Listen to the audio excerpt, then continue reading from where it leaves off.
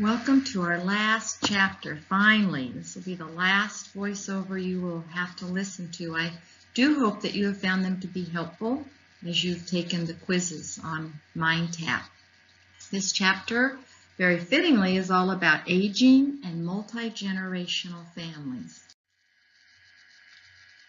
Here's part of the outline and the rest, so you can see a lot of topics are covered.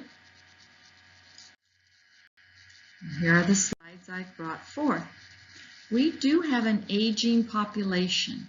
In 1980, there were 25.5 million Americans over 65. Today, there are nearly 44.7 million, and that is looking to grow.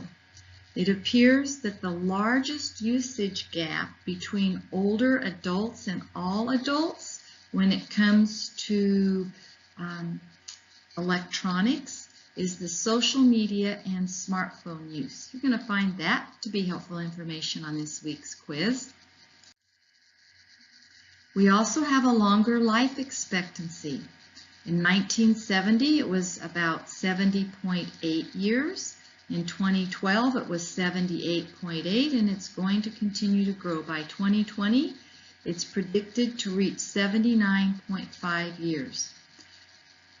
A lot of this is due to advanced medical technology. However, that does not mean we are the healthiest. We have problems with obesity, diabetes, high blood pressure. So even though we're living longer, that does not necessarily mean that we are living healthier. The filial responsibility occurs as a child feels obligated to take care of a parent. And we see this among other cultures. Asians and Hispanics probably are two of the most that will most likely take care of their parents as they become older versus putting them in a care home. There are some people that would like to have responsibility laws. In other words, making children take care of their parents. So some arguments against this include we already have a considerable amount of voluntary assistance from children to their parents.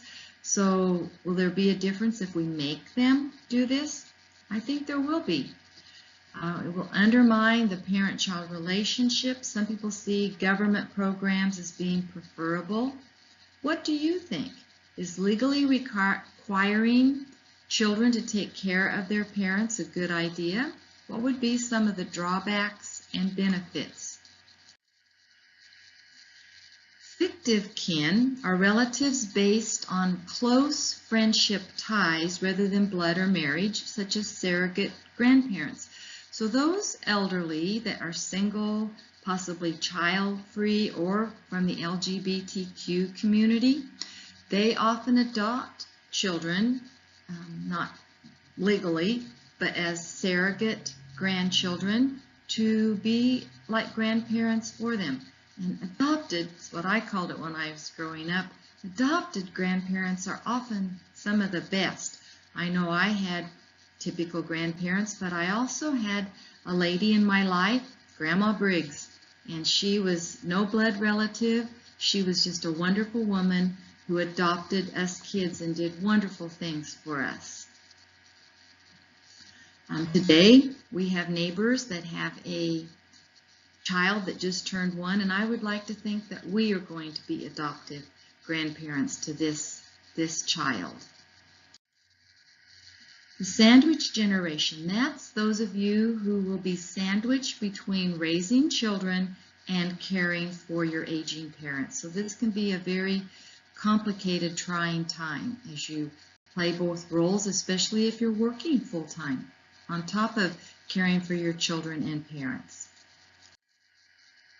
This was short and sweet this week. Enjoy the rest of the chapter, and good luck on the quiz.